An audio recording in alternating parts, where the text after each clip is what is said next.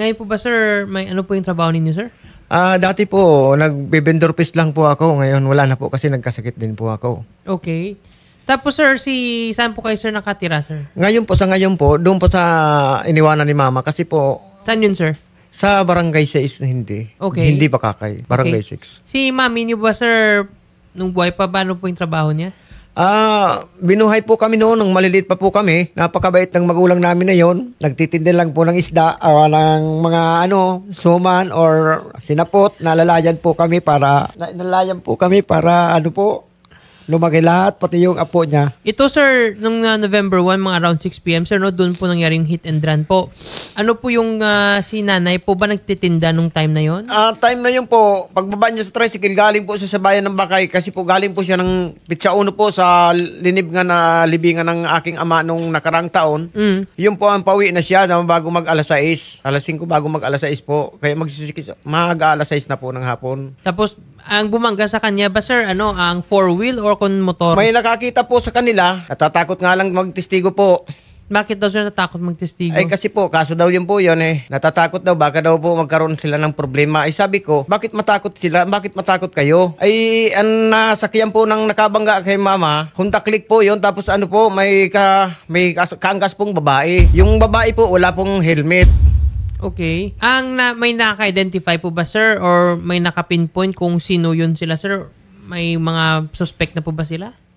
Sabi ng mga tricycle driver na nakakita, yung pababa, si Ikong at saka yung nakita nila talaga yun pero hindi matris yung number ng motor. Malabo daw kasi madilim nga po. So, yung motor yung nakasagasa po sa kay nanay ninyo? Diba? Based po sir sa police report po, ano po nakalagay dun sir sa police report? Pero yung nung naisabi po sa inyo ng police ba, ano po yung pagsalaysay na sa inyo sir? Immediately ba sir nung nabangga si nanay niyo, pumunta kayo agad? Hindi po ako nakapunta agad dahil papahinga na po ako. Ang mga tao po at saka yung mga kapatid ko po nandoon. May mga witness po ba kayo nakausap? Si Sulo lang po si Iko na kinakausap kong gusto ko pa pasamahin po siya dito. Alias lang po yun. Apo, ano pong sinabi, sir? Natatakot daw po siya, baka bigla na lang po daw siyang Ang sinabi niya po, nabangga na si mother mo, nabangga ng Yestia, nakita ko niya, pataas yung motor, galing sa sentro ng Bakakay. Yes, pataas. Sir. Tapos ako niya pababa. Bumaba ko niya ng tricycle para humingi ako ng suklulo sa mga kapitbahay para sigaw siya para po masakluluan si Mama. Akala niya buhay pa. Ngayon po, gusto niya pong habulin daw. Mabilis po ba yung takbo ng motor, sir? Napakabilis daw po. Pero nung bumaba daw siya, nagiwang-giwang daw pong may sakay na motor. May angkas may po. May angkas. Ngayon po, nangyari po, parang mayroong nakakapagkilala. Ngayon, nananawagan din po ako tuloy-tuloy po kay Joshua Lunas po, na nasakyan ni Mama, na baka kung pwede may nakakilala sa pasahero niya o nakita niya man ng pagyayari po, huwag niyo pang dadalawang isip na tulungan kami. Isalaysay niya po yung nakita niya. At saka si Ikong po, nananawagan din po ako na ipaliwanag niya po kung paano kung nakita niya talaga at saka may pasahero rin po siya, baka may nakakakilala rin po, nakikiusap din po ako. So, bali sir nangyari, sir, sumasakay po si nanay niyo sa tricycle. Pagbabaya mismo binangga siya? Pagbaba? Sinalpok siya ng motor po galing baba din. So bali, ito sa tricycle siya, lumabas po si mami niyo, bumaba. Tapos may humurot ng motor. Oo, mabilis po. So meaning, yung mga nakakita dyan, posible yung tricycle driver nakita ya din. Oo, nakita rin yung galing sa taas din yung po, bumaba tumigil siya doon sa harap ng bahay namin, bahay ni Mama. Yun na po ang na hingi ng saklulo si Ikong po. Yung tricycle driver? Oo, yung tricycle driver sa kabila. Yung nasa Kenya, nagharurot, iniwanan na si Mama. Kasi nakababa na. Imposible po na hindi makita ni Iko, ni Joshua Lunas na nakakatutok sa kanya, umubertik sa kanya yung nakabangga po. Umubertik? O, simple po, mag-overtake yun kasi mabilis yun. Imposible po na hindi man lang makita po. Yan lang po ang hinihiling ko na nakikiusap ako. Kung nakita man po, makipagtulungan naman po sila. Okay. So, actually, base po dito, sir, sa police report, dinanala pa po si Mama ninyo sa Ziga Memorial District. Ziga, opo. So, nung dinabata doon, sir, buhay pa ba kung dead on arrival na? Dead on arrival na po. Dead on arrival. Nakarating po daw, wala na pong buhay. Okay. Police Captain, magandang hapon po. Si Attorney Jetro King to, sir. Our investigators cannot stop searching for witnesses, sir. Regarding the incident. Kaya lang po, naghanap pa po kami ng mga possible witnesses po na sinasabi nga ni Sir Glenn Obiles na si alias Ikong, si Romel Pimentel, Y. Miguel. Continuous po yung pagkakandak namin sa kanya, pagtatanong namin sa kanya na meron po siyang nakita regarding sa mga statement po niya. Then, nag-backtracking din po kami doon sa CCTV before and after the area of the incident. Nakita po namin doon, yung sasabi Honda Click, wala po Honda Click na naka-stick po doon, na nakikita po doon. Yung naka-backride daw po, yung driver daw po, naka-suit ng blue, tapos yung backride po, naka-suit ng white. Based doon sa, namin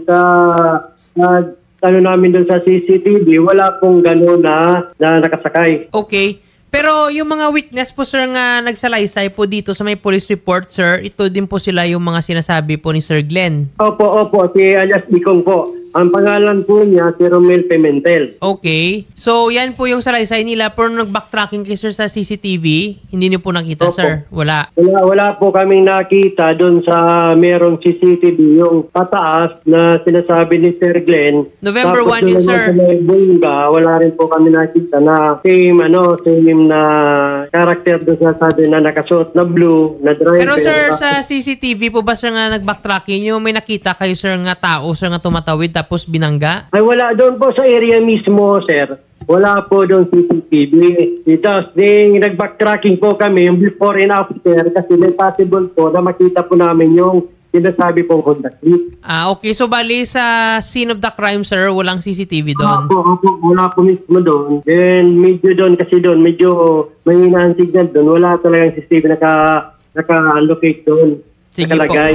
Mayroon po akong masasalaysay po sa inyo kasi nung nagharap-harap kami ni si Sir Dario sa barangay ng Hindi po at saka si Ikong. Mayroon po meron po siyang pinapatunayan na tinuturo po siya na yun daw pong may isang angkas na babae, yung pa tinuturo. Ay, i-record na nga. Ay, teka po, sir. Pasalita muna po ako, sir. Kasi po, yung sinasabi ni Sir Darius, ang sabi niya doon kay Ikong na patunayan mo na yan, Ikong, o hindi ka na magpabago-bago ng rason. I-record niya nga yung kumpletong pangalan ni Ikong. Naka-record na po sa logbook niya. Ay bakit po ganyan wala pong ganon. Nag-uusap-usap na kami sa barangay Hindi po ng Makakay Albay. May tinuturong pinapatunayan si Ikong na ang sabi ni Sir Darius na pulis, yun talaga nga sir, hindi na ako magbabago. Yun talaga kanyang may angkas na yun ng babae. Kaso malabo lang nga lang, sir, ay yung plate number. Opo. Pero ngayon po, bakit wala na po kayo? Nasaan na po yung CCTV footage na yun ang tinuturo ni Ikong? Yung continuous effort po ang ating investigator. Kaya alam po, hindi talaga ma-identify yung Ay di, huwag niyo pong sabihin, sir. Sir, pamulang galang na po. Huwag niyo pong sabihin na wala kayong nakita sa CCTV footage. Kasi meron po, sir, nakita. Meron pong nakita doon. Kaya nga po. Lang, sir, yung sinasabi kasi ng witness natin, na alias Pico, yung nakalagay doon, na nakamotor, na naka-blue shirt, then isang female na naka-white shirt, ay hindi po tugma. Ibig sabihin, sir, wala na talaga yon. Hindi tugma. Yung pinapatunayan ni Ikong. Sir, until now, sir, naghanap po tayo ng mga additional witness, sir, po, para makapag-identify po doon kung sino po talaga yung nakahit na rin po sa nanay mo. Sir, pamawalang galang na po, sir, kasi nanay ko po yung masakit po sa kalooban namin na hindi siya mahuli po. Opo, sir. Ganon din po kami, sir. Kami po nagtatrabaho din po para po mahuli natin kung sino po yung nakahit na rin po sa nanay mo. Ang police captain, doon po ba sa scene of the crime po ba, sir, parang public market po ba? Like madaming tao po ba sa paligid? Wala po yung scene of the crime. Wala po yun. Highway po yun, sir.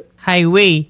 So, yes, di ba sir, sabi sir nga si Ikong may sinabi po sir nga witness. So kung hindi man sir tugma sir, let's say yung shirt, no? Kasi baka medyo malabo CCTV. Pero may mga nakita po ba kayo nga medyo mag-match nga may driver tapos may nakaangkas na walang helmet? May ganun po ba sir sa CCTV na? Wala sir. According to our investigator on case, sir, wala eh. Yung dalawang sasabi kasi ni Ikong, kasi yung ganito ang talaga niyan. Yung National Road yun. Ngayon, yung si Nanay Avelina, nakasakay ata to kay Joshua Lunas according to our investigator. Okay. Then bumaba, ito naman si Ikong, galing naman sa taas, pababa rin. Then si Nanay Avelina, nag-cross siya ng daan papunta doon sa bahay nila. Okay. Yung kaya yung kung parang yung sir, yung pangyayari mabilisan. Then maraming motorista. Yung nakita ni Akong alias Ikong, kaya yung nakita niya mabilisan din, hindi kaya siguro rin siya sa kanyang nakita. Kasi siya tricycle din siya. Parang salubungan sila ni Ikong, tapos yun si Joshua. Lumabas si Nanay Abilina, then nag-crossover, may nakahit and run down na motor according to our witness. Sir, kaya lang, sinasabi ni Ikong, alias Ikong, sinasabi niya, naka-blue shirt and naka-white shirt yung pasahero na babae. Sir, malayo po sir, yung motor ng tinitingnan namin galing sa barangay doon sa may elementary ng eskwelahan po. Malayo po ang kasunod ng nakabangga na yon eh. Nauna po si Joshua Lunas po, nauna pong naka-tricycle. Malayo po yung anoan. Pagbaba noon, nakahabol yung nakabangga doon. Malayo po yung sunod. Kitang-kita po namin po sir, nang nandun si Sir Darius at saka si ano po. Opo. Yung sinabi po sa akin ng ating investigator on case po, yung ano sir. Di ba sir, tumingin kayo, nag-backtrack kayo sa mga CCTV doon sa may bago yung mangyari insidente, after ang insidente. Kasi doon sa location mismo, wala naman po talaga doon CCTV. Kaya doon po tayo tumingin sa before and after ng incident na mangyari yung hit and run. Sir, pamawalang galang na po. Bakit po ang CCTV po ay hindi kumpleto po ang mangyari po yon? Mayroon pong nagbablanko po. Ano po yung pangyari pong yon? Wala po kaming alam doon sa nagbablanko. Kami po nagbibase po sa nakikita namin doon sa CCTV. Kasama ka naman po ng pagtingin ng CCTV, sir. Sir, ang if ever, sir, baka pwede, sir, manarrow down, sir, ng investigator ninyo nga within that time, tapos dyan sa mga vicinity na yan, na mga lahat, sir, na mga nakamotor nga may mga angkas. At least, sir, manarrow down para lahat ng mga nakaangkas, yun sila muna itatag, tapos itatrace mga plate number. And then baka pwede sila muna, like, ipa-invite lang, and then ipa-identify sila sa mga witness kay Ikong. Kung ganyan, para at least, sir, manarrow down. Since sabi niyo nga, sir, mabilisan yung yung happening eh. Yung event, medyo mabilisan. So, since dami motorista, para manarrow down natin, lahat ng mga single, nung time na yung mga nakasingle lang na motor, okay, excluded na sila sa equation. Pero lahat, sir, nga na may mga angkas, baka pwede sila, sir, ma-invite, sir, sa inyong tanggapan, and at sa narrow down, and then, yung mga eyewitness, sir, baka pwede sila, sir, makapag-pinpoint kung ito yung makita nila para, sir, manarrow down. Kasi, naintindihan namin, sir, mahirap, sir, kung mabilisan yung movement. Pero at least, sir, may nag-eyewitness. Kahit pa paano, sir, para, sir, makagalaw din, sir, yung case, sir. So, actually, sir, until now, naghanap pa tayo ng mga additional witness, sir, para po maka-identify doon sa nakapag-hit and run. Hanggang ngayon po, sir, ginagawa po natin ang pulisan ang lahat ng effort para po matrace kung sino po talaga yung salarin. Sa ngayon po ba, sir, may mga nagtimbre na po ba, sir, sa inyo? Like, kung sino yung possible na person of interest? Sir, wala namang nakikipag-coordinate sa amin na possible witnesses, additional witnesses, para makakapagturo kung sino po talaga ang posible nating maimbitahan dito sa istasyon na makapagturo kung sino po talaga nakahit and run. Okay. Sige po, sir. Ang magpasuin lang po kami, sir, nga ipa-inform lang po, sir, yung investigator on case, sir, nga i-exert all possible effort, sir, and kung ano pa, sir, yung mga anggulo nga pwede tingnan para po mabigyan din, sir, linaw, sir, yung kinamatay po ni Ma'am Avelina Obiles para mabigyan po hustisya po. Opo, kami nga po rin nananawagan sa lahat ng tao dito sa Boracay na kung sino man po nakita, makapagturo, kung sino po talaga salarin doon sa nakapag-hit and run. Okay. And po sa mga eyewitness po, Police Captain, baka kasi sabi nila natakot sila, sir. Baka pwedeng, sir, makonvince, sir, nga hindi naman na kailangan matakot kasi like andyan naman, sir, yung PNP, sir, nga magbigay ng protection anytime. Opo, hindi naman po sila dapat matakot pag nakapagbigay po sila ng statement kasi discreet naman po yun. Kung sila yung magbibigay, pwede naman hindi naman ibigay yung pangalan, pwede sila pumunta po dito sa istasyon na hindi sila makikilala. Yes po, Captain. Sige po, sir. And sir Glenn, yung mga eyewitness, sir, nga sabi ninyo, sir, nga si Ikong at saka yung isa pa, sir, medyo na may kakilala. May idea po ba na, sir, kung sino yung nagbangga? Natatakot nga po siya, sir. Hindi, pero kung kayo lang, sir, nagkwento, sir, may idea po ba kung sino yon? Kung taga doon lang ba sa inyo yon? Or dayuhan yun, sir? May posibilidad po na kasi po mayroon po kaming para na police din po ako pero hindi po. Iikot po ako dahil sa sama ng loob ko na gusto kong Nung po pagdating po sa Barangay Bunga po, nung Barangay Tanod at saka Barangay Kagawad po doon, kasama ko yung pinsang ko po, pumunta kami sa barangay po, wala rin yung CCTV footage sa cruising. Ang time na yung pong pangyayari, may mabilis daw po doon papuntang Lower Bunga, galing sa cruising ng Bunga, nung time na yun. Kaya hanggang doon po, pati mga CCTV footage, tinitingnan ko po, nakikiusap ako sa mga barangay official, hiningi po yung number ko, ngayon sa panahon na ini po, hindi pa binibigay nila kung ano nila desisyon sa CCTV footage. So, humingi kayo, sir, ng copy? Oo, di pa po nagbibigay po sila ng copy. Ano daw reason nila, sir? Tatawagan na lang po daw kami. Okay. Police Captain Marwin, baka po, sir, ang mas mapabilis po, sir, yung paghingi, sir, ng mga CCTV footage, sir, sa mga ang adjacent barangays if mga kapulisan po natin, sir, humingi, sir, para, sir, with authority. Sige po, sir. Gagawin po ng ating kapulisan niya na hingi po Yes kami po, ng sir, copy. kasi si Sir Glenn, sir, bilang private individual, sir, he's doing his own investigation. So, dapat, sir, actually, mas pantayan dapat ng kapulisan niya kasi yan ang talagang mandate, sir, ng mga pulis to conduct thorough sir. investigation. So, you Kami may naman look po, as sir. well, sir, sa sabihan niyo, sir, mga investigators, yun, sir, nga pati mga adjacent barangay, sir, kasi most likely kung highway yan, so may mga kadikit na barangay, baka doon yun, sir, baka makita, masagip, sir, ng kanilang CCTV sa adjacent barangays para po, sir, makatulong sa investigation, sir. Maraming salamat po, Police Captain Marwin Lingcaso. Maraming salamat po din, sir. Sige po. Kasamahan po kayo, sir, ng team po ng Wanted sa radyo po, yung mga reporter doon po, sir, sa Baliksinong Barangay.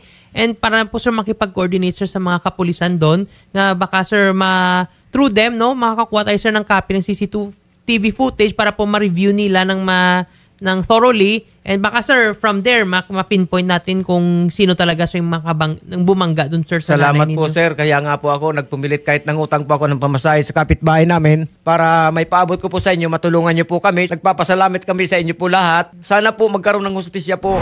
Narito po ako sa inyo po lahat, sa staff niyo po, para gusto ko pong may hingi ng tulong na mabigyan ng hustisya ang pagkamatay ni Mama na tinakasan po siya ng nakabangga sa kanya. Yan na naman po ang hinihiling ko po at lalo-lalo na po sa mga pulis na mga mababait sa Makakayalbay.